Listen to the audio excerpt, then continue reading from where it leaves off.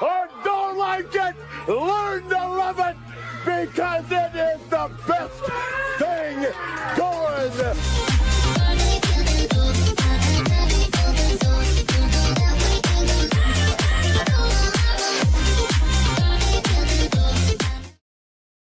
And welcome back to the Boundary Corner podcast, along with my partners, Brian Siegler and hopefully Jonathan Talley. I'm Curtis Wilson. We are brought to you by Moments on the Maury. Looking for a spring or summer or fall getaway? Moments on the Maury may be exactly what you're looking for. Owned by a proud Hokie, located just outside Lexington, Virginia. Place gives you fishing, kayaking, or just relaxing by the river or in the river with a nice cold beverage right outside the back door. Check out the links in the comments section or check out Moments on the Maury's Instagram page, Moments on the Maury. What's up, We man? got here. What's up, man? It's been too long. It's been too long since all three of us were here. Been like a month. Tally. Yeah, man. It's Oh, been way too man. long. Tally is going freeze, unfreeze, freeze, unfreeze. That Alabama internet, man. Starlink. Can you hear us, Tally? You hear us now? You moving? Oh, he jumped off. Tally will be back momentarily as he takes a baseball bat to the Wi-Fi. Good to have him back, as the struggles may be. Brian, just good to be back doing this in general. Get him back up here. You hear us now? Are we getting there? I think so. I hope so. All right, because Hey, we hear you. Can you hear us? I think we're good. You hear us? Yeah, I can hear you. All right, Tally, what's been up, man? I can see Curtis's cool hat. Softball dad hat. Baseball season, man. Knee deep in baseball season and watching the Virginia Tech Hokies get a lot of defensive linemen. Yeah, man. You damn right. Yep. Multiple defensive linemen going, and we'll see how it goes. But Tally is 100% right. A lot of defensive linemen coming on the boat in the last few days. We will hit that in just a few minutes here with the couple of the most recent and one potential tomorrow. We'll talk about that. But, you know, we got a few other things to unload. We are going to do a little spring game preview, kind of things that we're looking forward to, looking at as likely me and Tally watching on ACC NX. Is that where it's going to be 3? Is that what I saw earlier? ACCN Extra, yeah. Going to be on at 3 o'clock. So you can see the game live. I think I read it's going to be the Hokie Vision production. So have at it which you will, but at least you get to see it. We're going to get to that. We kind of got 3 things we're pointing out what we're looking for during the game. But obviously some things have changed inside of Hokie Nation since we last came last week. And the biggest is, or a couple of the big ones are, President Tim Sands is going to be set to retire. I am assuming it's going to be in the next 6 months after 12 years with the university. Brian? Are we ready to talk about it a little bit? I mean, I think this is something that folks knew was going to probably come down in the next couple years. I think, we probably saw this coming a little bit sooner than I think most people expected, with Sands stepping down over the coming, 6 months as they try to, approach a successor and get that in place. It's really interesting because, as all of this is coming out, Franklin's talking with people about institutional alignment, and all of a sudden you're like, all right, the president's out. And for all that Tim Sands has done, good or ill, he certainly wasn't someone that was football friendly in this modern era. Sports. Don't even say football. Yeah, we can say sports. We can say sports. I'll say sports, friend. I mean, because in general, you know, since he got here in 2014, obviously, I mean, not a great 12-year run of football in those years. Not really a 12-year run of any sport. What I would say, to me, there's a big five. And if you ask me what the big five are, it's obviously football's one, men and women's basketball, but softball and baseball, they're lagging behind, but they get so much notoriety this time of year, right? Like, Tally, I know you're down in SEC country. We're in ACC country. Those baseball games are all over the place. Those softball games are all over ESPN. They're all over all the networks. And there was never anything there for him. And then he made the comment about the bubble. Remember the bubble comment? College sport has a bubble that's going to burst. And he thought it was going to burst. Well, 12 years later, it ain't burst yet. It's growing bigger and bigger. And during his tenure here, say what you want to say, effectively, Virginia Tech got behind. Whether that is his fault or not, take it however you want it. But, Tally, anything on this? I mean, does it matter to you? Again, you're a Virginia Tech sports fan where, you know, we have friends, neighbors. Brian and I have neighbors and friends who are alumni, went there. But anything for you? I just want the people to make the sports good. That's all I want. Like, if you don't want to make sports good, get out. You know what I'm saying? Get out of here. So I don't know much about what he has done and what he hadn't done, but I know enough people who can tell me what he has and haven't done. D Cunningham, you guys, Phil, and y'all say it's time to go. So guess what, man? Tim Sands, it's time to go, buddy. Go have a good retirement. I'll go to somebody else's school. There you go. Good one by Phil. I like what Phil just put up right there because you got to be willing to move and make the moves as the president. So Tim Sands gone. It will be interesting to see the coaching or the president search. I mean, obviously, are we going to follow it tooth and nail? Probably, but it's probably going to be where are they coming from? Because if you come and tell me, Tally, or Brian, oh, this guy was at the University of Florida or University of Georgia or like a Michigan. Okay, you sit here and start saying, okay, they take sports very seriously in all those elements. But if you say it's someone like, I don't know, make up a school, Tally, you good at that? Central Sideways, Michigan. There you go, Central Sideways, Michigan. Well, wait a second. That ain't a big-time sports. Like, they're not coming from that big one. So we're going to be sitting here likely doing this. Y'all, they gave me sound effects. They don't know what they done. Curtis starting early with it, man. Oh, it's going to be all the time. We get a little bit of a soundboard. Curtis like, I got to throw it in here. I got to throw it in here, man. Oh, y'all wait. Tally's getting access starting next week to the soundboard. So y'all can only imagine what he's going to do with this thing. I want to even be a show. Tally's soundboard. All right. So Sands gone. The search will be interesting. Over the I would assume it would be similar to Sands. Probably October will be the entry. But then we got good news. Wrote by Andy Bitter this week or late last week. And y'all know I'm a butcher of names, so I'm gonna do my best. Mehul Singhani is back on the BOV, baby. Hey, man, I think you did okay there. I'll start there. I think you did okay. You got through it, and that's what counts.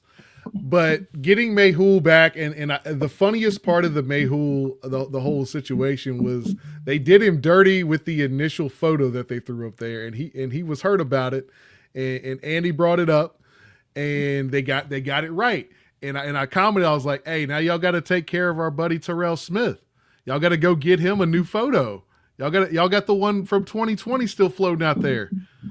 So, but yeah, getting Mehul back on there. I mean, that's somebody that's a football guy. That's a guy that he loves all the Virginia Tech athletics, but I mean, he eats, sleeps, and breathes Virginia Tech football. And getting that type of person on the board of visitors is only going to be a good thing for football. I just seen him at the game. If you go look up the pictures on Twitter and you see him on the sideline, who was it against? Was it against Miami or Georgia Tech? I can't thought it was remember. against- No, it was Miami. against Boston College. Boston College, okay. Oh yeah, the blowout game. Yeah. I think it was Boston College. I mean, he deserves to be on just for that picture, so I'm good with it. That should be his picture on the BOV, not him in a nice suit, him screaming into Boston College game. Obviously, having him on there, he was or has given the largest single donation to athletics and to football. Clearly a different a step in the right direction with the BOV too. Again, we're playing catch up, but it's to stay caught up as much as you possibly can. And I think most people know he will definitely stick his neck out there and push the agenda forward to keep Virginia Tech athletics. I'm going to say just in the conversation of one of those programs. All right. Last but not least, which this was expected, I think, last year at this time, but it didn't happen. John Boleyn is retiring in June. On my birthday. What a present. What a gift. What a gift that is, man. This is one that I think a lot of people had been wanting for a long time. And this is really, when we talk about Virginia Tech from an operational standpoint being kind of mom and pop operation, John Boleyn in a lot of ways is the face of that.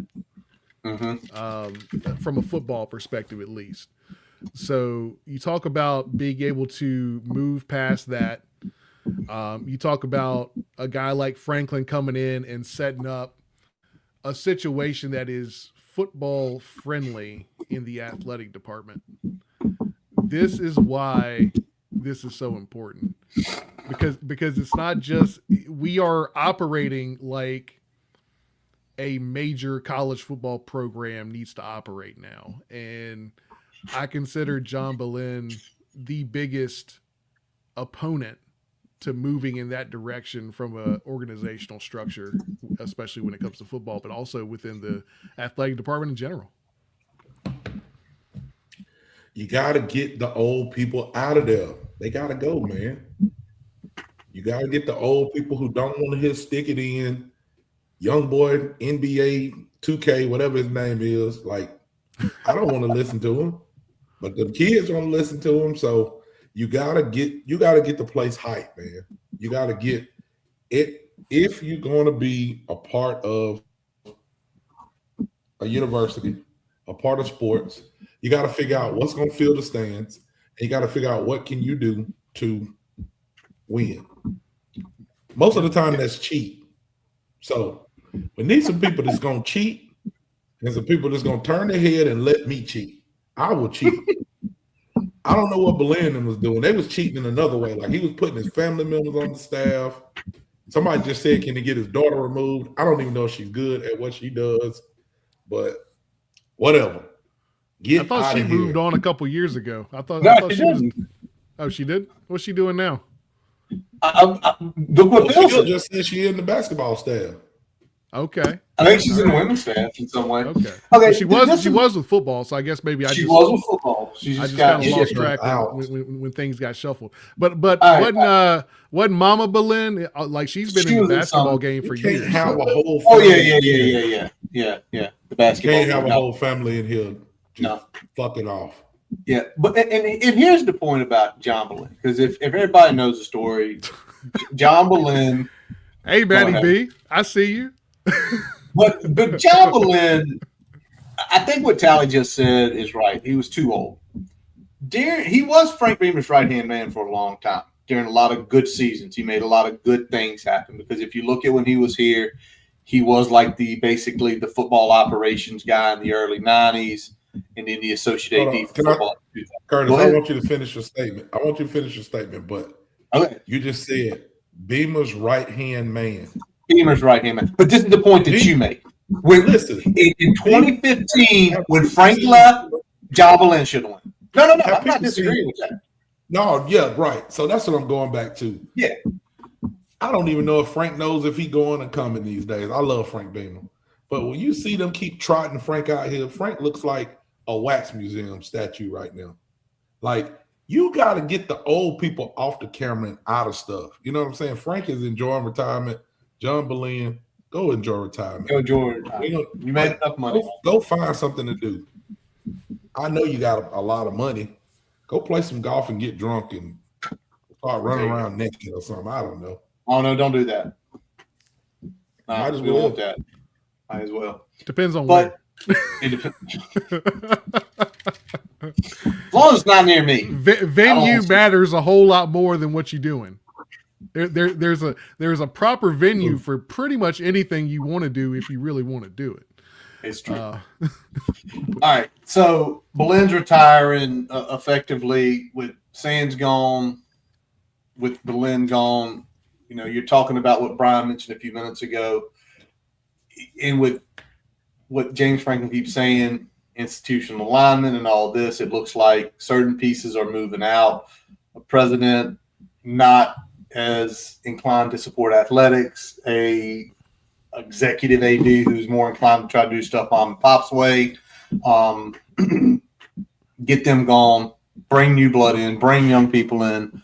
Somebody like Mayhew, who is, 40's not young, but they're in their 40s that are seeing and saying, you need to do this, you need to do this to keep up. We can't do it the old way anymore. Let's talk mindset before we got a poll we're gonna throw up here for you in a second here, but let's talk mindset real quick, because I think that is the disconnect both with Sands, with Witt to a degree, with John Boleyn especially, is that, and I know Witt kind of predated this a little bit. This issue predated Witt a little bit, but the problem that we had from a Virginia Tech perspective, especially when it comes to football, is that Frank was able to do it this way. Anybody else should be able to come in here and do it the same way. The problem is twofold. Number one, just because Frank can do it that way doesn't mean that's the only way it can be done. Number two, the reason that Frank was pushed out when he was because things changed and it wasn't working anymore. Yeah. It wasn't working anymore. Doing it the way we did it from 93 to 2011 wasn't cutting it anymore. It wasn't cutting it anymore.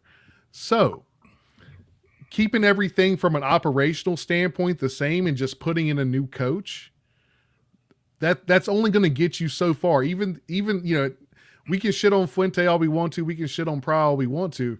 We get that. They didn't get the job done. But at the same point in time, things behind the scenes were not operating the way they needed to give them the best chance for success. I agree. I think that's on point right there.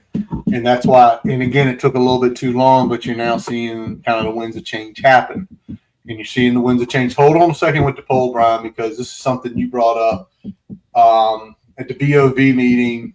Donations are up 25% across the board. For the most part, it's only like one sector of donation limits is down. Everybody else is up significantly.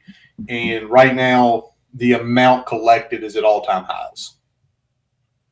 Like, there you go. You start moving people out of the way. You start getting people in to do new things, new ways. Money Call that a good start. That is a damn good start. Because money make the world go round. It's like woo totals, right? Hey. Cash rules everything around. Cream, baby. Cream, baby. But real quick, we want to try a little something. A lot of people in the comments love seeing it. Probably throw up a poll question. We got to see how this works. And you answer the poll question by putting the number you agree with. So which of the three moves is going to impact Hokies football the most? The retiring of Tim Sands, the retiring of John Boleyn, number 2, or Mayhew getting back on the BOV? Tim Sands is 1, Boleyn's 2, Mayhew's 3. Put it in the chat, and we'll see what y'all are thinking. We'll check back in a little while on this, because all three moves are significant in both, to me, all positive. Hey, look at that. It worked. It worked, though. Way to go, Phil. You first in, first out, baby. So if you put a number in, give us your opinion. We'll keep it up on the screen there. It's to the left of the tally. answer it up. We got split decisions here. But let's talk. Tally, you mentioned at the beginning of it, and Kylie, you kind of gotten a little bit back into it. You weren't here last week with Frisbee and Taylor. We talked about the two kids up out of Maryland, defensive linemen that committed, but you hit me and Brian up just the other day, and you said we're going to get Perkins, and we did get Xavier Perkins, 6'2", 240-pound edge out of Jordan High School in Durham, North Carolina. I can remember Jordan. I believe they had those blue helmets. Yep. Borderline a top 10 prospect. I mean, he's a whisper away from being a 4-star. A lot of offers across the board. So, Tyler, you read up on him a little bit more than me and Brian have. What do you like about the kid that holds offers from, places like Miami, Louisville, Auburn, Ole Miss, quite a few good schools out there wanting him? Yeah, no, just good production, good offer list. If you go and look up and down his, social media, Miami was all over him. I mean, he was, I don't want to say a lot because no kid's a lot, even when they commit, but I mean, he's got Ruben Bain retweets, all type of stuff down his X page, down his social media. So he was at Miami a lot. Yep. Of course, Miami is the hot team. They just went, national championship. So they got one of the best D lines that we've seen in the past, I don't know, maybe 10 years. So it was a lot of reasons for that kid to go to Miami. Like it's not hard to sell Miami on a defensive lineman, but Franklin them did their job in chaos and got in there and plucked them away. So I'm interested to see, because it's still a lot of like high defensive linemen that's on the board that I think we sit well with. I'm no recruiting guru. I'm just nosy.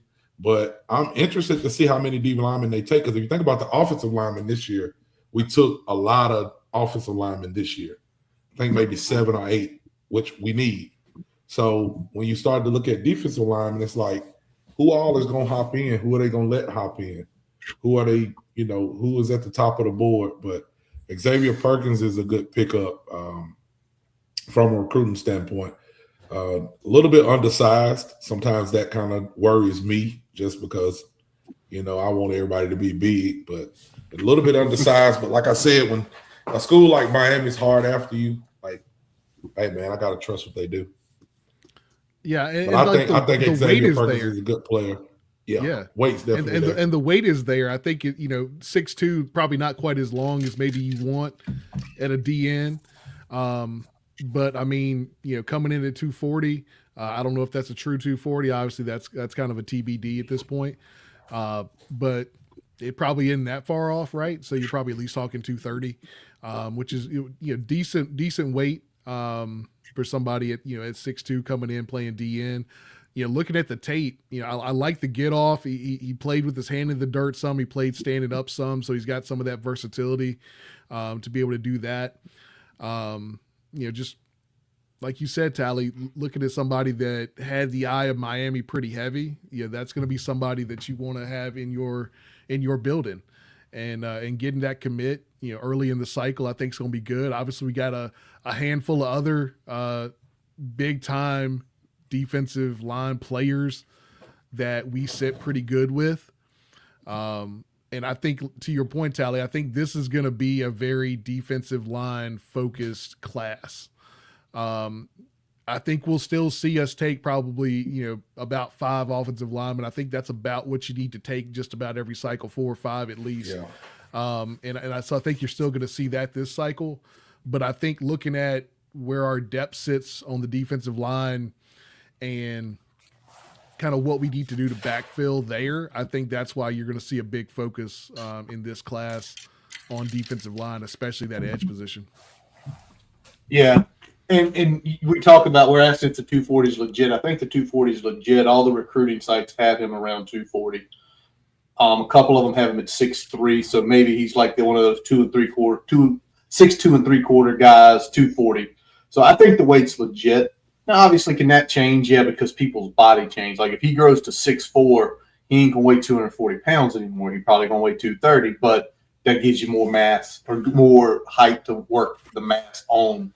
So, very good pickup there. One tomorrow we are in the hunt for. Keep an eye on this one because Joseph Buchanan up out of McDonough, 4-star, top 20 D lineman, top 5 player in the state, top 200 player nationally. That kid's a stud. Yep. And no crystal balls yet. Nobody knows what he's going to do. But by all indications, we've been hot on him. He's set to make an official visit in about sometime next month, I believe. So that would be Callie, I'm assuming this is one of the guys you have like on your radar as one of the big defensive ends left, just because of where he sits nationally across the board. Oh yeah, I mean Chris Whitehead out of Virginia is probably the number one guy that you want to get. I think he's the number one player in Virginia, and I can't remember where he's at nationally. I think he's right around he's top like 50, I believe. Yeah. So I mean that's the kid that you want, of course. You know, Virginia kid that can play. But Buchanan out of Maryland he's pretty highly ranked, man, and you can go watch his film, you can see why he's highly ranked. You know, got great size. When you talk about, 6'4", 260. And he's saying he's an edge. He's not because I think one of the sites said interior lineman, and he goes on there and says, I'm not an interior lineman. He may get moved to that, but what he's playing now, he's saying he's a defensive end. So, I mean, at that size, that's a little different, man, to be and to move how he moves. So if you go watch him, like he's a legit player, man. And it's crazy because everybody knows like that James Franklin can recruit. That's not I don't think that no fan that watches football says, well, he's gonna have trouble recruiting. But in the way that he's getting people to just like, it's not like, oh, we on this kid and it's taking months, and then it's like you never hear about these players, and then next thing you know, it's like, oh, they got to recruit. I mean, they have a commitment date coming up in a week. So it's quick. So whatever he's selling, man, and I had some boots on the ground. I had some eyes up there in Blacksburg, just to let y'all know, because I got my ears to the street. The stuff that he says, because sometimes I know people say he says the same thing in every interview that he's given. But when he says, the big thing that stood out to some people that I had up there, when he says it should look big time, feel big time, smell big time, they said that's what it is. You know, people who were in meetings, in the practice, in the facility, the workouts. Right at ground zero, they said it is a no nonsense situation going on up there right now. And everything is big time. Let me tell you something else, Curtis. Let me tell you what I like. You tell me. Well, a lot of people had a problem with, and that cartoon guy, whatever his name is, I don't want to give him too much credit because I don't want to give him no kind of shine on our show. But he's an idiot. So it's more people that kind of go with that saying that he says, they say, well, oh, James Franklin wants to make it about him. If you go somewhere and it's a shithole, wouldn't you want to make it better? You know what I'm saying? So when James Franklin said we had stuff on the walls that was from 2 coaches ago, yeah, that shit should have been down. Like, I mean, come on, man. Like, why am I going to have a picture of Justin Fuente on the wall or anything he said when he clearly didn't want to be in Virginia? You know what I'm saying? Like, he didn't do nothing here that he deserves to have no kind of place on the wall or statue or anything like that. Now, if he would have said, oh, we're going to remove everything Frank Beamer, yeah, we're going to do some talking about that. But when he's talking about these other coaches that have come, Fuente, which Pry's still around. So you're gonna have some of his philosophy, things that he say and do are gonna be around. But yeah, you have to make it about you because it's your philosophy. You're the coach. You are the head. You're the face of the program. So why wouldn't you want it to be changed and want it to go the way that you want it to go? Because when the L's rack up, it's on you. Yep. Every time we was talking about things that was going on in a game last year or the last 3-4 years, and somebody goes, "Oh, I said it's Pry. It is him. He's the head coach." That's where it stops, right? Yep. Because who can make changes? Yep. The head coach can say, "Don't play that guy. Play that guy." Eventually, it's the old Harry Truman line, right, Brian? It's true. The buck stops here because I'm getting paid more than anybody right now in the state of Virginia. Wise James Franklin is $9.5 million. So yeah, but class is off to a good start. Tomorrow would be nice. Whitehead would be unbelievable. Just an FYI, if you wondering about Chris Whitehead, for those here in Richmond, he is down at LC Bird. He is the number 1 player in Virginia. He is a 5-star composite. He is a top 5 edge guy, basically a top 25 national player. We ain't seen the likes of that. Macho was 08, right? Macho. So there you go. No, Kendall Fuller. Kendall Fuller was like 40th player in the country. Yeah. We ain't seen many of them. All right, let's roll on and let's get into spring game. And I'm gonna go on my rant real quick here because y'all know I have to. We don't know what the format. Start the clock. Give me loaded up here. We don't know what the spring game format is yet. Apparently, we're gonna get pressers tomorrow, and hopefully, we find out that it's the right way. So, Coach Franklin, I know you're in your office because you're a workaholic. You probably went home for dinner for about an hour, hung out with the wife, drove back over to Merriman. Please, can we make the football game Saturday in the format be offense versus defense? All the offense on one side, all the defense on the other. Mix and match the 2s versus the 1s, the walk-ons versus the walk-ons, the 1s versus the walk-ons, just so we can see how ugly it'll get. Because what has killed me in the last decade is watching a spring game where it's like, we're going to split the roster up. We ain't there yet to where we can split the roster up. I'd like to see us one day be there. But when that roster gets dropped tomorrow, and if it is the format I think it's going to be, which is going to make me sad, mad, but that is what it is, we're going to sit here and be like, whoever got Ethan Gronkmeyer and whoever's got 3 good linemen is going to win the game handedly. Don't matter, because that's the way it's been the last half decade. If you got the quarterback and you got a good lineman, because the running backs ain't going to play that much. So please, if you haven't written it all out yet, go offense versus defense. You can mix it up. You can keep guys healthier. All right, I know where Curtis stands, and I'm gonna be the you can call me a fence sitter if you want to. I've got my foot in both camps on this one, and I'll tell you why.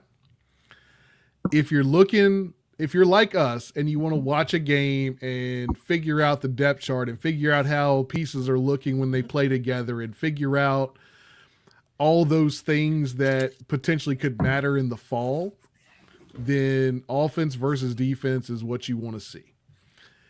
If you want to go to the spring game and watch a form of football that looks more like a game, then you want a split roster. And for the most part, with this being an exhibition, with us trying to pack lane, I've got a feeling they're going to lean towards more of that split roster format where it's more of a traditional game flow that your average casual fan is looking to experience. And I don't think that's necessarily a bad thing, but I do think that it will make it harder for people like us to get a real evaluation of how much this roster has improved at the moment with the pieces that we brought in, with Franklin at the head of this thing. Because you're going to get vanilla scripts from Pry You know you're gonna get vanilla scripts from Hal. Man, we better get some chocolate and caramel scripts from Pry. He done been here long enough. Don't be hiding shit. You better be doing something, Brent. But I'm gonna put vanilla on top of vanilla for you, Tally, just so you can get mad. I just want to see a better product than we saw last year, and like there was a whole lot of reasons that last year's spring game sucked. Number one was the weather.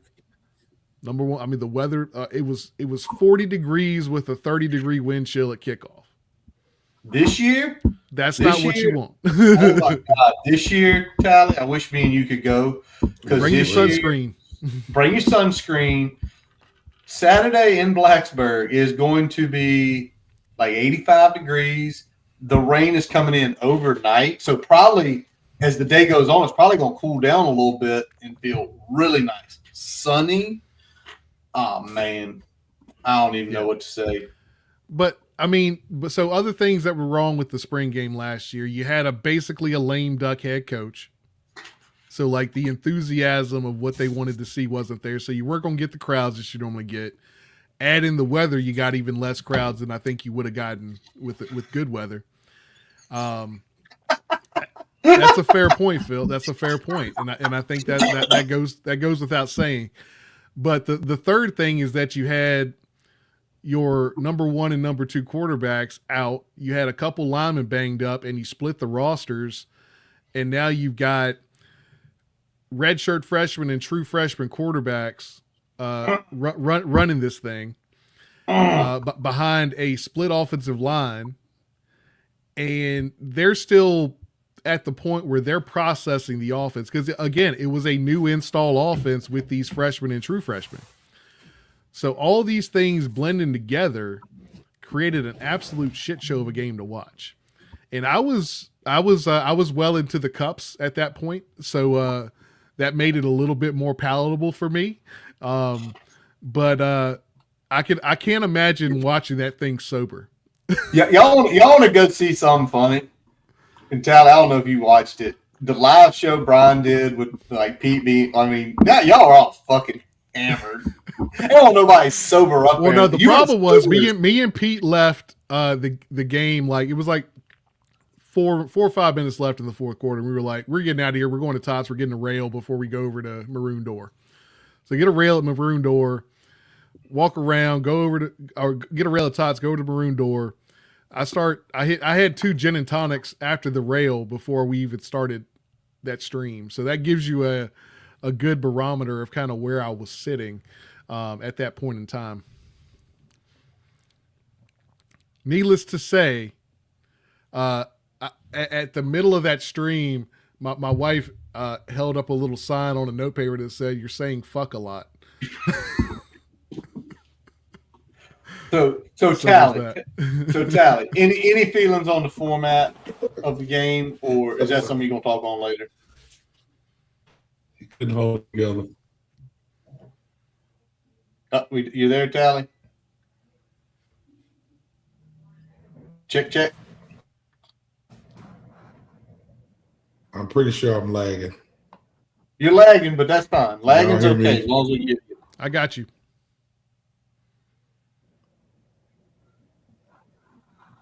I think it's a two-way lag. I think it's a two-way lag.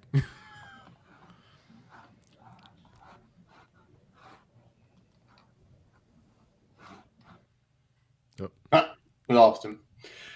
But anyway, we'll get him back in just a second here as we get into kind of the spring game preview. 3 things that we're looking at, thinking about as we have the game on Saturday. Obviously, Brian heading down. Brian, while Tally's getting back up here, give him a shameless plug of where you're going to be pregame and who you're going to be with. Shameless plug. Here we go. All right. I'll get Tally back. Oh, you got Tally back in there. There we go. I got him back. Shameless plug for this weekend. Saturday, spring game day. Come to Chicken Hill. Top part of the hill, back part of the parking lot there, right on the very top there, right on the little grassy curtain where the it's nice and flat there. We're gonna be set up. Noon. We're going live. It's me, Pete B, Sam from Two Deep as well, and Dan Pultz from Tales from the Terror Dome. There's going to be a couple other fun guests here or there popping in with us. But we're going to do about an hour pregame show right there at noon. There's going to be tailgate, so full tailgate spread. Our man Steven and Nate are hosting this thing, so there's going to be some really good food. They got some pulled pork, got some sausage, got some wings, got some fun sides that they're bringing. Tunes will be going. So come check that out. There's going to be a Venmo there if y'all want to throw a few bones Steven's way. He's pulling all this food and stuff together for this event for us. So anything y'all can contribute is appreciated. It is going to be BYOB. There will be a bourbon table for some sampling, but aside from that, BYOB. So come see us. It's going to be a good time. Man, I'm pissed I ain't gonna be there. And we all. I was like, come on, Tally, let's get up here, man. Let's get up here. And so much going on. Listen, anybody in the chat, if you don't have kids, keep it that way. Do not have kids. The worst thing you can do with your life and your money. You can be a rich man or woman and have all your time to yourself. If you don't have the kids, don't have them. Tally is endorsing the Dink lifestyle. Jesus. Dual income, no Enjoy kids. your life, man. Don't do it. My son. Shut up, Tally. He's you sick, love so going. We gotta see what's going on with him. I gotta take him to the doctor tomorrow, but he's got a baseball tournament this weekend. The end of the year tournament. So he'll be Saturday. We got games, so I just got roped in and couldn't do nothing, and I'm sad about it. Just to let y'all know. Same. I got back-to-back games, and I am a coach. Yeah. For a bunch of sweet little pre-K and kindergarten girls. Oh man. They're Hokies, man. They're Hokies through and through. They're Hokies. There you go. That's all right. That's where it pays to know people who are running the league. They usually put you on a team that you know that you don't like the hats. But let's get into it. I kind of mentioned from the top of the program. We're going to start that now. And obviously, as we get into the chat, give us some of the things you're looking at on Saturday. But we're looking like me and Tally and Brian, we kind of talked and went back and forth and like 3 things that we're looking forward to or looking into for Saturday. So Tally, I'm gonna let you lead off because when you hit this, I'm like, man, you nailed this 100%. I mean, main thing is it's a spring game. I mean, you can't put much validity into it, but who's playing, who's not, who's hurt. That's one of the main things that, I would be paying attention to because anybody hurt right now, anybody not playing is not only missing reps on a brand new team, you're also missing, some camaraderie and things like that. A lot of these kids, it's going to be their first time running out that lane. You know what I'm saying? You get to, kind of see how somebody handles that. So I would be definitely looking at who's hurt, who's playing. And again, Franklin's a brand new coach, man. He's not holding spots. So if you're hurt and you can't get healthy, you might be ending up at Norfolk State. I'm just saying. Yeah. That's what I'm checking out. No. When you brought it up, and I'll hit mine in a second here. I'll let Brian kind of follow up. But you're right. Who is playing? Who's not? Because if you can't go out there in the heat of competition, and I know they've had scrimmages, y'all. There's been several scrimmages, there's practices, but it's like full stadium. We're trying to run it like a real game. If you can't go out there, it is something to be said. Now, clearly, I do think Franklin's a smart enough guy that if a key player who's busted their ass all spring that has looked good is Nick, like you ain't playing today. Right. But guys who are fighting for the 2 deep or special teams, you better fight through it. Because, Brian's probably going to have his roster list out there having been like, I don't see number 44. Where's 44? It better not be Dorian. You ain't playing? Where are you? And I will pull it up before I go into the stadium because we all know how that goes, especially if they're going to pack this thing, which they're trying to do. We'll see how that goes. I definitely think we're going to see at least double what we saw last year, but we'll see if they can get that thing filled up. 60,000. Hey, Well, any feelings on what Tally said though was one of his things, Brian? Yeah, I mean, I think Tally hit it really well, because I mean that's the biggest thing you're talking about, and who's playing matters both right now for us to be able to evaluate, but it also matters for like everything going forward into the fall. Because to Tally's point, I mean, this is, you're missing reps in a new offense or new defense. I know it's a mostly same defense, but at the same time, it's still, there's nuances that Pry's probably going to be putting in there that we didn't see last year. And then you look at the camaraderie piece, and then you look at, does this put anybody that isn't able to play, even if they are, even if you've got them penciled into the 2 deep, is this hurting their chances of being that, going from second team to starter? Is this helping their chances from going, from fringe second team up into, firmly into second team? I think that's where, some of these guys being nicked up, whether it's, Terry or Howland. I mean, Terry may be going, Howland, is definitely out all spring, so we know we're not going to see him.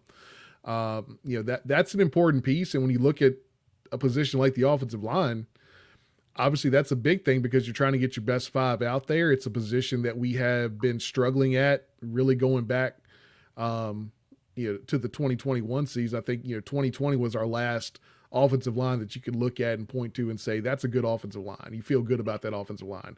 Everything since then has been kind of downhill, and almost progressively so. It's almost gotten worse. And we can talk about the lack of recruiting the position properly and backfilling, and having to rely on transfers coming into the spring to kind of fill some holes and things like that. Like there's been a lot of problems with the offensive line, which we've talked about ad nauseum. So I'm not going to, belabor the point much further than that, but this is where you can kind of gel and become a unit and get that camaraderie, because more than any other place on the field, that offensive line needs to work as a unit. It's not players just working in tandem within a scheme. It is players working literally, communicating every snap and having to do one job to open up holes, or one job to protect the quarterback. So that is more important from a camaraderie standpoint than probably any other position group on the field. All right. So obviously one of Brian's key points here is the offensive line play. And it's right. Not having Howland there. We'll get there. You're gonna have to get what you had one back into here in a second. Not having Howland definitely hurts. Apparently from what I heard, the Terry was a little banged up. Sounds like he's been doing most stuff just banged up. But also you heard the conversations about guys like Johnny Garrett's been inside some.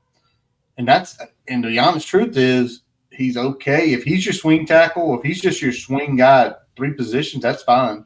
But yeah, it kind of correlates with Tally's point with the offensive line is the being hurt, not being out there, not working together. Also goes by my format works better, because you literally can try every single possible combination when they're all on the same team. Yeah, I stuck format back in there. Let me get on mine, because Brian went on his offensive line rant. I think skill positions, I'm interested to see, first of all, the stories coming out about Overton. Apparently Overton has been, from everything we've heard, reporters, Tally's inside folks talking to us, other people being on grounds, Overton has looked like what the White Vic years ago said he was. Like, that kid is not a 3-star. That kid is almost a 5-star. That kid is one of the best players in the country, if not the state. I want to see him. I want to see Luke Reynolds. I want to see how that tight end room shaped out. But what caught my ear, listening to Coach Franklin speak in a couple of interviews I've been watching here and there this week, is Franklin said aloud, he believes, y'all hear me? He believes that wide receiver can be a legitimate 2 deep. So from his vantage point right now, he believes that there are 6 guys that can have significant amount of reps in this offense. And obviously, we've heard Aiden Green. We've seen some like Brody Adams, Keelan Adams pictures. We've heard the Keyshawn stuff. But I want to see what the skill positions look like. And it's not so much the guys I know who are coming in proven like Luke, like Jeff, but it's the other guys. Because I don't think he's going to say certain things like too deep unless somebody is really impressing him that's the 4th, 5th, 6th, 7th guy. Yeah, man. We've heard a lot about somebody that keeps getting their name mentioned that's kind of like, come on, is Luke Stewie. Lukey Stewie. Hey, man, so if you've got him coming on, you got a couple of these other guys that are, I think, finally settling in, whether it's been injuries or a couple other things, some of the young guys. And you pair that with Aiden Green coming back good this year. You got, obviously, Keyshawn coming in. I think like all of these different elements, they're going to be, Green is the only one that's done it in Blacksburg. And a lot of these other guys have done it in spurts. A lot of these other guys have, not really had an opportunity. So we've got a lot of youth, at least in terms of Blacksburg snaps, right? But the talent is there. I don't think we've ever questioned that this is a talented receiver room. I think the question was always going to be, is that talent going to be realized on the field, for one reason or another that's kind of held it back to this point. Any feelings on the skill position or offensive line room? Because that's me and Brian's one of our threes. Yeah, it's just kind of go back down to where we started when you talk about health. You know what I'm saying? Like, we know that they're talented. We know that people have the opportunity to be big players, but it comes down to, can we see them on the field? Will we see them on the field? So it just kind of goes back to where we started this segment, talking about the health of the players and what we'll get to see. But hey, I know that Phil put this in right before you said the word health. Literally, as you were saying the word health, this dropped in there. Yeah, he was texting me. That's my guy. Me and Phil, we like this, man. I'm trying to get him to let me start going to basketball games with him. I gotta get up there to Moments on the Morning. So I gotta get my money right, Phil. But I will be hitting you up, and I'm gonna do a full tour. I just need you to have I don't need no Jason Voorhees out there. Black people, we don't like being in the woods that much, for real. So we don't need no scary movie type stuff going on out there. Hey, man, them slasher films in the 80s did really do nothing well either. No, didn't. You see what I'm saying? So yeah, but no, man, that's the main thing. Like I said, just going back to health and seeing these kids on the field. So I'll be excited just to see what new numbers we see on the field, because we know that the talent is there. We know that Phil's stupid. We know the talent there. We know the floor's been lifted. So we need to see how high the ceiling is. All right. So, Brian, let's get to your number 2, because that floor, that ceiling, those skill players, you've mentioned – me and you talked about this the other Thursday, sitting in the basement having a couple beers after poker, about how excited you're to see this guy. Yeah, man. It's got to be the Grunk show, right? Like, I feel like this is something we haven't really seen in a while, which is a quarterback that can really spin it, has good accuracy, understands how to work within the framework of the offense, can make all the throws. We haven't really seen that type of talent in Blacksburg in a while. So I'm excited to see him go out there and spin it a little bit.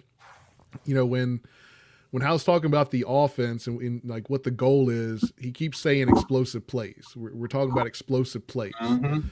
So when you talk about explosive plays, that's going to start with being able to open up big holes for your running back, but it's also about your quarterback being able to get shots down the field or hit receivers when they're open so they can catch and run. That's how you make big plays.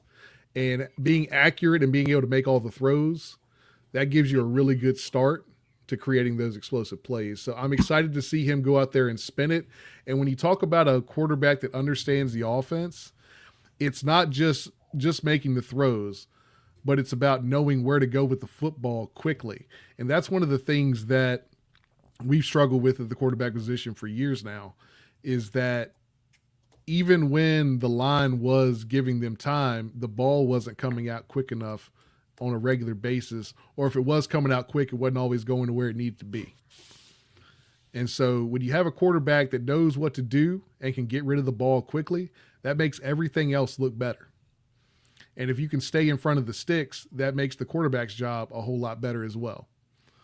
So I'm excited to see Grunt go out there and spin it. I'm excited to see what this offense is going to look like with him kind of pulling the trigger. I think it's going to be something that we haven't really seen from a passing standpoint, at least going back to Hendon, and maybe even further than that. So I'm looking forward to that aspect. Even though I know we're going to get mostly kind of vanilla schemes in the offense, I'm excited to see what they do within that framework. As he's finishing his blue drink there, anything on Ethan Gruntmeyer? He's the guy. He took the longest to get into the. I mean, I think he was one of the first to commit, but one of the last to actually be official. So, I mean, he's the quarterback. He's the guy. That's who everybody's coming to see. Yeah, you got to go. Don't matter what he's done anywhere else. It don't matter. It matters what you do in maroon and orange. So, we need to see what he's got. We need to see legit quarterback pay. Look at Phil, man. Phil is having a good time tonight. Hey, man. Phil said, let's start slow. He just wants 50% of the passes completed. He's stupid. He said, let's do the little things first, and then we can get to the big things. 100%. I'm going to say this real quick to kind of close it out and jump over to mine. I also want to see what the three backups look like. I want to see, going back a decade, me and Brian, this was when I only had one kid. And me and Brian went to the first spring game of the Fuente era. And there was a noticeable difference between I'm blanking right now. Why am I blanking on his name? Quarterback. Gerard, baby. Gerard. There was a noticeable difference in Gerard and every other quarterback. So why? And I think Brian, and clearly I think with Ethan, we had seen Ethan play at Penn State. There's clearly going to be a difference. But what I want to see is of those three, and I'll let Brian, even though he's going to probably be about 7 or 8 in when he gets to the stadium, I still trust his knowledge to see when so-and-so drops or when so-and-so's arm goes, it's different than the other two. That's probably going to be your backup. Now, for me, my number 2 is defensive line. We started with the trenches earlier. I'm going to keep them rolling right here. I want to see size-wise like what Mensah looks like because he's up above 3 right now. I want to see what Hilson looks like getting off the line. And then I want to see if all the hype that has been put around Ace and Stevenson. I ain't going to say Kamari Copeland because I've seen Kamari Copeland do it. I know he can do it. But all the hype that's been around Ace and Stevens, is that going to come to fruition during a real game or kind of a real game or however you want to say it? But the reason I say that is if you heard Coach Franklin talk last week, he wasn't talking about him bending. It sounds like what Sean Spence has figured out is Ace and Stevens is not a bend guy, but he's a hold the edge bull rush guy. And again, you start reading more about Spence. Is he one of those guys? Is that his goal? Whatever type of pass rush you are, that's what you need to do. If you 6'4", 270, and you can't bend the edge with just a little bit, go hold the edge for running plays and bull rush guys back into the lap of the quarterback. Don't do something you can't do because you try to do that, it gets bad. But I think there's just so many not unknown variables, but it's just like to what you said a little earlier, which I've said kind of all along. The floor has been raised just because of the sheer amount of talent with these guys and their size. So I'm looking forward to just the D-line. I'm looking forward to see the combinations. I'm looking forward to Tally. We got a little something. Anytime Tally gets on Pry, I'm trying to let him live, man. I mean, I'm gonna say one thing on that because I think you hit the nail on the head, and I'll make a little bit of a comparison for my baseball folks. If you're a pitcher how many pitches do you really need to be successful? You need two pitches. You need two pitches. True. That's all you need to be successful. So if you are a pass rusher, it's very similar. You need to have a go-to, and then you need to have some sort of changeup. You don't need anything else. You don't have to go. You don't have to master a spin move. You don't have to bend the edge. You don't have to bull. You don't have to have 4 or 5 pass rush moves in your arsenal. You have to have one that you're really good at, and then something to change it up when they start to adapt to what you're doing. That's really all you need to do. And if you can do that successfully, and you can hold the edge in the running game, you're going to probably play a pretty good amount of snaps. Now, obviously, we got a couple other guys that have come in from the portal that might have something to say about that. But, you definitely see Asen Stevens as being a guy that's going to be a big factor in the 2 deep for sure. Hey, Brian, how about if you get in the backfield against South Carolina and all you got to do is tackle a running back and you can't do that and he runs about 30 yards? That's a move every DN needs to have. They need to have the get the quarterback on his ass move. That's something that everyone has to have. Yeah. All right, Tally, you threw us. Brian mentions 2 pitches. If you got a good fastball, is great. You threw a changeup with what you said. The second thing you're looking at. Oh, I think somebody said it earlier too in the chat. I'd have to go back and look. Just talking about the James Franklin effect, the production of what he brings. You know what I'm saying? We've heard a lot about the staff, the players, what they want to fill the stadium, all of this stuff. So I'm interested to see what the production looks like. You know what I'm saying? How they're interacting with fans. Do they really? How many people show up? How they put the game on. Just all of the different things that go along with having this new coach and a high-profile coach. Yep. We've not had even, Frank was who he was at the end of his tenure because everybody knows Frank because of what he did here. But we haven't had a high-profile coach as Franklin to come in. Fuente was a hot coach when he came in, but he wasn't as high-profile as James Franklin. So I'm interested to see what the what the production looks like, how they put on everything, because he's gonna throw a water bottle and get mad if somebody fuck up. Yeah, man, I need to see like what the intensity looks like from coaches, even though it's a spring game. But again, this is their first time showing up to a lot of fans because a lot of fans don't follow stuff like we do. Just wasting your time each day paying attention to practice clips or paying attention to interviews and stuff like that. It's just like, hey, I can't wait for football season. I'm gonna show up to the games, which is cool. That's good. I wish I could do that. My life would probably be so much better if I would just, we would have to be winning, but I'm just saying I'll be interested to see kind of how he handles all of that stuff because I think that's going to be a big thing of what we're going to see in the season. You know what I'm saying? It's going to be how the games are going to go in the season and how the staff is going to be during the season as well. As silly as that sounds, it's like, when do they come out to stretch? What do they do as far as prep before the game? The other thing, when you mentioned this, my mind immediately went to, because it's going to happen, who's in the box for each side of the ball, like who's up top, who's on the front, who's on the ground. Because Ty Howell never being that primary guy, is he going to stay down because he's always been down? We know Brent Pry, if it holds to fruition, he's always called games from the field.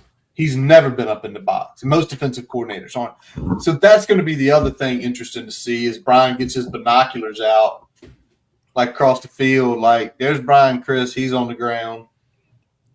Anthony Midget's on the ground. Where's another new guy? There's Spence. Brian's going to be over here pointing out guys. Wow. I like that was just a couple weeks ago. Yeah, that's good. A lot of people down there for that weekend. But Brian, anything from what Tally's mentioning about the production that like right now hits you, or when he threw that to us a couple days ago, like, Yeah, I think like it's the nuances because I think you're going to still have things that are distinctly Virginia Tech, but like also what touches is James Franklin putting on it. are we going to pack lane? I think that's an indication of the James Franklin effect as well. Like if you're out there packing a stadium for a spring game, that tells you the James Franklin effect. Like that right there is telling you the James Franklin effect. Somebody put in here about the the parking situation. If there's a reason I'm showing up to the tailgate at 8 for a 3 p.m. kick for a spring game. Like I'm going to be there early because I'm anticipating those spots going pretty quick, even up on Chicken Hill.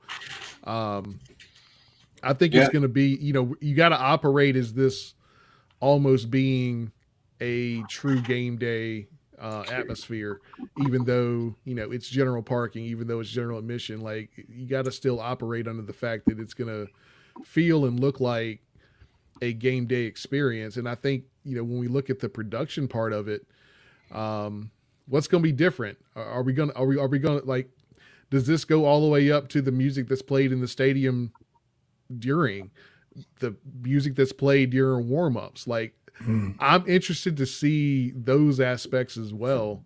And that'll not necessarily tell me things are different, but I think it's certainly an indicator of this is James Franklin's show, not the athletic department show with a head coach.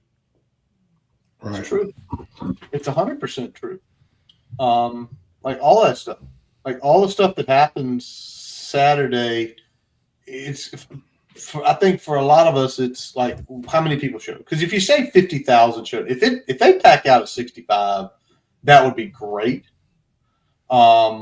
But like what you said, Brian, and Tally, you mentioned it earlier about like when we were talking about the old kind of regime moving out, finally putting you guys in here. What is the music like?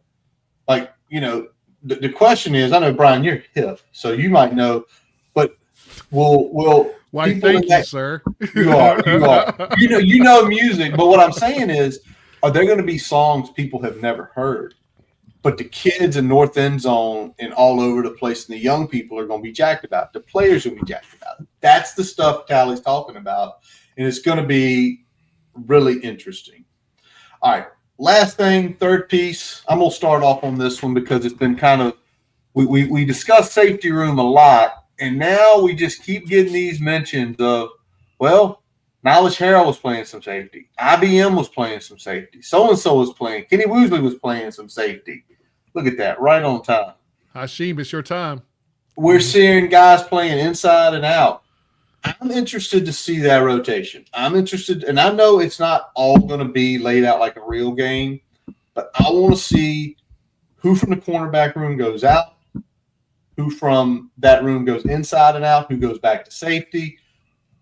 Because we talked about the safety room was an issue. They didn't get anybody. But with some of these guys they brought in and other guys in the roster already, is that why they didn't? It's just like, you know what? We got 3-4 guys who can easily go back and play a strong safety. We can easily get in the nickel package and they can be that. We can go to a 3-look and these guys can do that. So I'm interested to see that rotation from an aspect of, is that why we didn't recruit safeties? Yeah, I'm interested in seeing that as well because, everything that we're hearing, it sounds like Pry is going to have elements of the defense that was ran last year, at least from some safety look. It's not going to be his traditional 4-3 look. It's going to be more of a hybrid, potentially, 3 safety look. But it's still going to be, I think the elements of what he did at Penn State are still going to be there. So that safety play is important, that rotation. I think, Curtis, you mentioned, corner has been, we talked about it last year. Corner was probably the second weakest position for us last year outside of offensive line. Some of that had to do with some portal jumps after Pry was let go, and some of it had to do with a lot of other factors. But corner was a pretty weak position for us last year, and when you combine that with inconsistent pass rush, inability to get quarterbacks on the ground, and a cornerback room that was somewhat in disarray, that was a bad combination last year, and I feel like that's been shored up this year. I'll let Tally jump in if he's got anything before I go on my next one here. No, man. I mean, look at Robbie. Hey, you know what I want to say, don't you, Curtis? You can thank Chris Lester for the IBM. Hey, all boost. I'm gonna say is, Chris, don't let it happen, buddy. Don't. We want it to happen, but Chris, when you watch this, don't let it happen, my friend. I just got thrown off. Thanks, Robbie.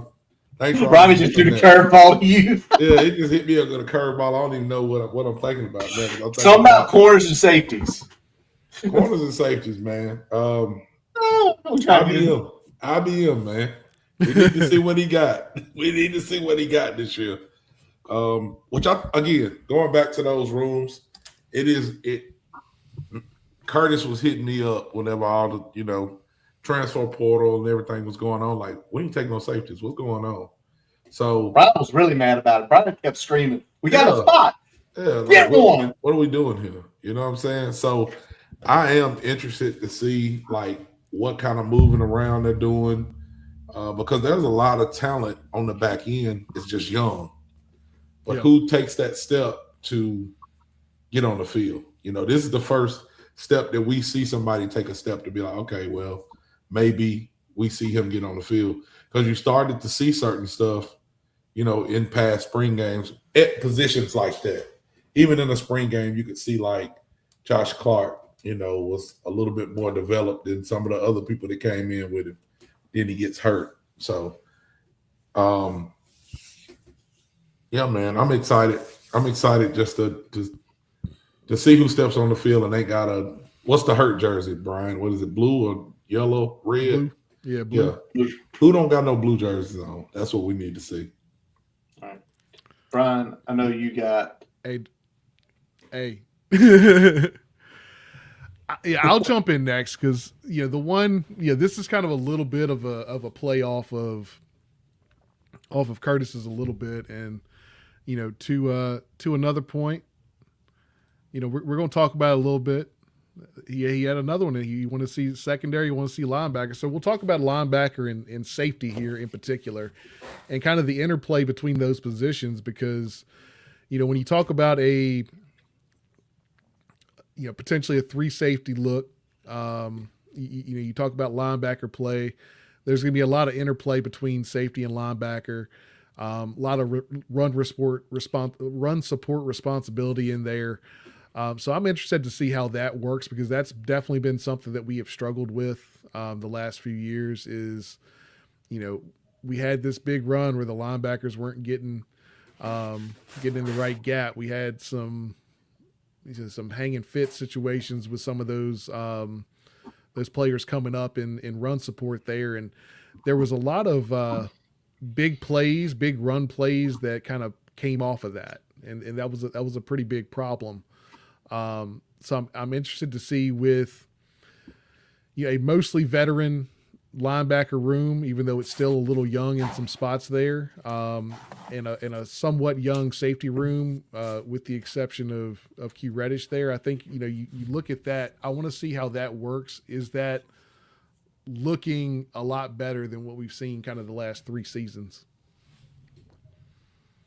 Yeah, it will be interesting to see how they work together, what that room just looks like in general, because of Prize the coach now. I mean, say what you want to say. Zero excuses. It is yours right now. All right, Tally, I know you got one more thing. Tally's one big last thing. Well, I don't know how I feel about that. Yeah, no comment. No comment on that. No When comment. you return, We had we were number 1 in returning production 2 years ago, and we saw how that worked out. yes, Right. we did. Immediately Vanderbilt kicked us in the ass.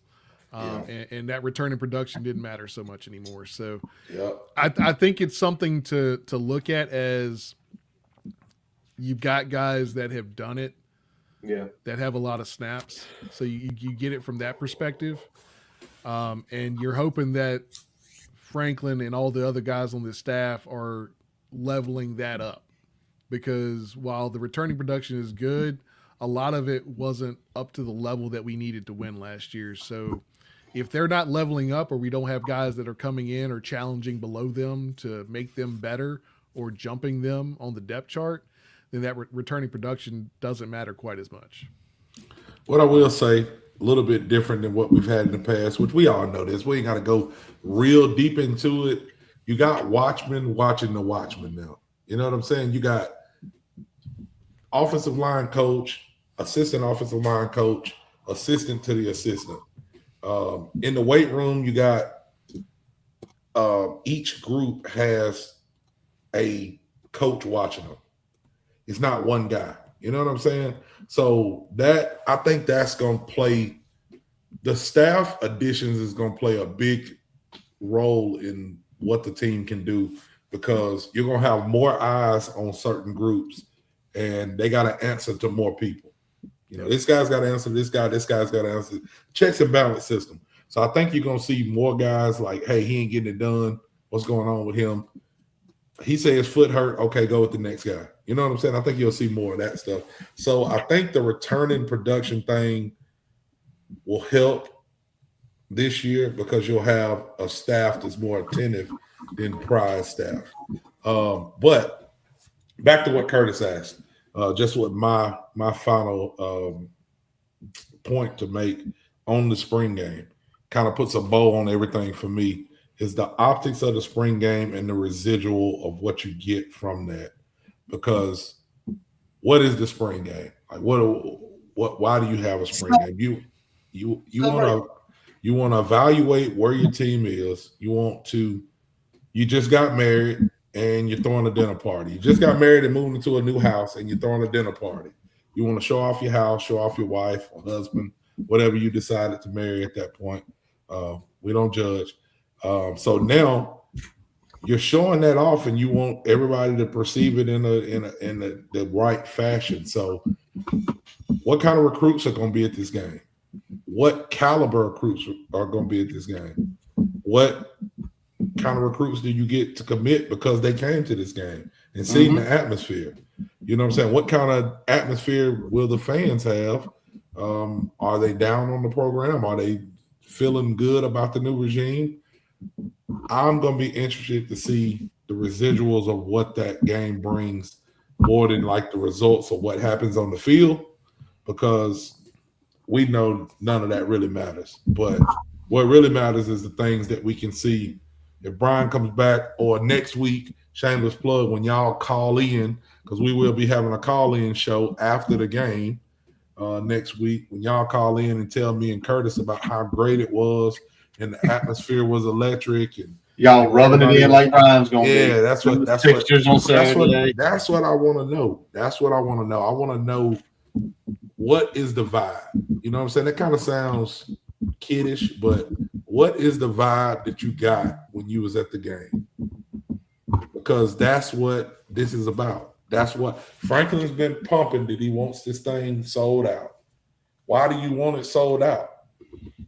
You don't want it sold out to show some shit, right? You know what I'm saying? So I want to know what the vibes is going to be. I want to know what the residual is going to show up like.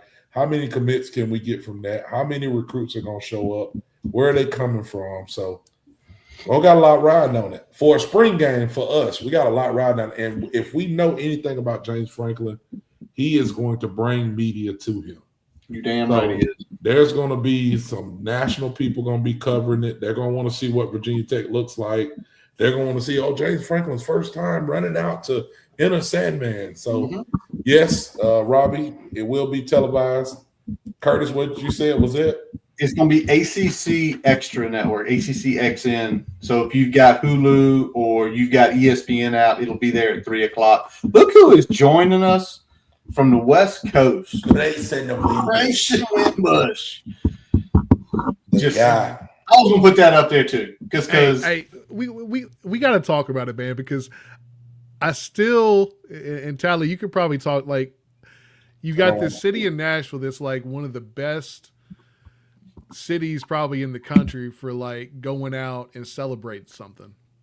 And you get a lovely night before that. Everybody's high, everybody's doing their thing, everybody's excited for the season, and then you go and watch that 3-hour stomach ache, and it's enough to not even want to, you got all this stuff at your disposal. You're like, I don't even feel like going out and doing anything.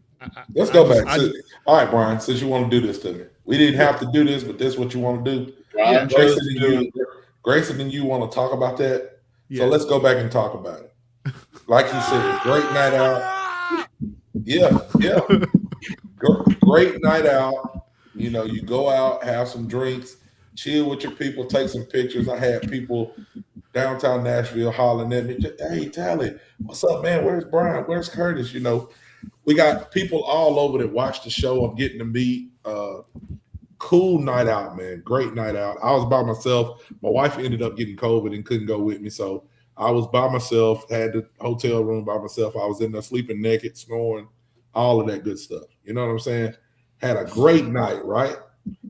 You go to the game, tailgate, great. Everybody's together. We still taking pictures, high five, and oh man, we're gonna put the world on notice, beat this SEC team. It's gonna be great. Half the stadium is under construction.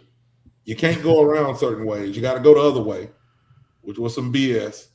You get in the game and it's like 1,000 degrees. I'm pretty sure somebody had a heat stroke. Yeah. Like somebody walking, a couple people walking to the car. So we got people having heat strokes. Not only did we lose the game, we were getting beat, and I was like, okay, well, it's over. Again, we laid an egg. No. We wanted to come back and hang around and make us think we can win. We can feel like we got an opportunity to win this game. And then what do? In true Virginia Tech fashion, we lose a heartbreaker in overtime.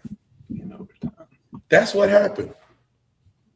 In Nashville. Yeah. Like Brian said, one of the greatest cities in America to go out and have a good time. Who want to go out after that? I didn't want to go out. I met Chris. I was like, Chris, I don't really want to see you because I just want to go. I want to go home. I wanted to get in my car and drive home. It's only 2.5 hours. You could have. I wanted to get in my car and drive home, but I had already paid for that hotel room. So I met Chris. We went and got something to eat. I think we ate at a little Mexican restaurant.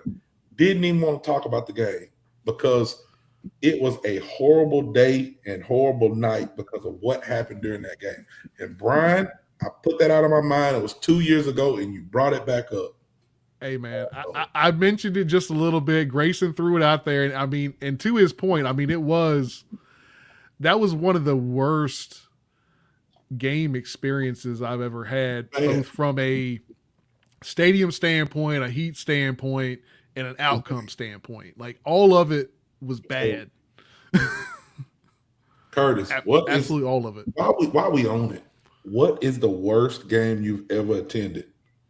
The worst game I've ever attended? Like you feeling like just drained when you left. 2014 Georgia Tech. Fuqua, who has come on a couple times, talked wrestling. Me and him drove up for the day. Good seats. That's when had the kind of game under control or was driving. Remember Brewer threw that interception. Was on the out route. Like we were driving probably. We score a touchdown, we win. And we turn it over right there. Paul Johnson gets it. We don't ever touch the ball again. And we could hear we were walking underneath north end zone. That was one of the only times I've ever left a game where it wasn't a blowout and the game was still going on. We heard the final whistle as we were walking through north end zone. That was the worst game because we should have won that game. We should have won that game. Not even Purdue, although Purdue makes me mad. But Georgia Tech, that one back in 2014 hit hard. Because you're sitting there, and again, it was just you lost by a field goal when you could have easily won that game. Thinking about all the heartaches. Look at everybody. Chat, go ahead and put them in here, man. Hey, put them in here. They're putting it in. What's the worst experience. I'll tell y'all mine while we on it. One of them. Well, hold on. Let's hit a couple here. So the Go ahead. Michigan game. Well, I don't know. National championship is just different, though. I mean, that's a different feel. I remember I wasn't there, but I remember watching this one. Tally, look up. What we got? Bobby was at the BT ECU game down at Charlotte. That one that was like 13-10. Robin said he had heat stroke there too. Everybody went in Nashville. All right, so Nashville wasn't the worst. What was the worst? Nashville was pretty bad, but I think the worst that I've ever felt leaving a Virginia Tech game, I think it was 2019, Duke versus Virginia Tech in Blacksburg. Well, you went to the Friday game?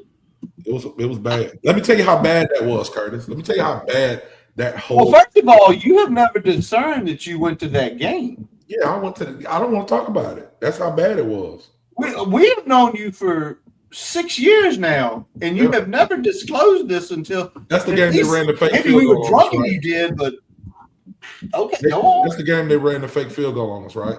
They destroyed us. They Yeah. beat our asses on that Friday night. It wasn't even a game. Yeah, so I went, hung out with whenever I tell you I stayed in Princeton, West Virginia, for that game. So I went in whenever I talk about being in West Virginia, which is not nowhere that I need to be visiting. But, I went to go visit my boy Mike, Big Drink, if y'all don't know him. I know Big Drink. So yeah. So I went to visit him. We rode to the game together. And that game was so bad. Mike, he was driving and we drove back to Princeton. He would not turn on the radio. He wouldn't turn on the air, the heat. Oh no. He kept the windows down and nobody could speak. We just was riding in silence all the way back home. That's how bad it was. It was horrible. It was just the feeling because you knew right then. I think we may have been like 2-1 going into that game or something. We were. Like that. But you knew that the wheels had fallen off. You knew it was at that point it was done. Like it's nothing. We don't got nothing. You know what I'm saying? It was pitiful. Look at Phil throwing this one up. Oh, they throwing them all up. Look at this. Look at this. Look at this. Look how we feeling, man. We need some. We get some deep cuts here, bro. We need some new memories, some new good memories. We do. You know what I'm saying? We gotta get some new good memories. By the way, nobody ever needs to visit. I was there, Robbie, and I felt like, listen, man, I'm from Alabama, and I've looked like this my whole life. So I've been in some tough spots, but Princeton, West Virginia had me questioning, like, are they going to butt rape me? What's about to happen? What's about to happen? Oh my God. And I walked into Walmart. You know how Walmart be. You know what I'm saying? You run into some people in Walmart. They didn't have no shoes on, no teeth. Man, you see all types of folks in them. Back with mohawks, all type of stuff. You do that. Yeah, it was crazy. But that game, that Duke game, the way I felt when I left Virginia Tech and Duke in 2019, I kind of didn't want to be a Virginia Tech fan no more after that. I really thought about coming home and buying an Auburn hat. But you did. Sorry. And somehow you stuck stuck with it. Somehow you stuck with it. Stuck with it. Blood for punishment, man. I'm just stick with it. That might be a summertime episode to get bring people on and let them share the miserable experiences because we've all felt them. So this is a good night, but hopefully there's more good memories in the future because Lord knows what we went through roughly the last 10 years. Come on, Lord, please. Please. Just 3 good seasons. Just 3 good seasons. That's all I'm asking for. Lord, I know I can't stay here I know I ain't gonna stay here forever, but while I'm here, just let me see some good Virginia Tech football. Please. Occasionally. Please. We got spoiled. All righty. Anything breaking? Did James Franklin retweet that he's gonna follow my format? I have not seen that come across the board. Not yet. All right. He's paying attention clearly. All right. But with that being said, appreciate y'all in the chat tonight. Appreciate everybody for listening. And that wrapped up this episode of the Boundary Corner podcast, brought to you by Moments on the Maury in Lexington. I'm Curtis Wilson. I'm Brian Siegler. Jonathan Talley. Visit boundarycornerbt.com to listen to all of our episodes. While you're there, follow us everywhere you can: Twitter, Facebook, Instagram. Subscribe to our YouTube channel, and obviously your favorite podcast source. As always, we let our buddy Jason Long play us out. Check him out at his website, jasonlongmusic.com, where you can link to all of his music on Apple, Spotify, his YouTube, and Facebook pages. Also, check out where he is playing live in and around the Roanoke area. We appreciate y'all for listening, and as always, let's go! Hokies!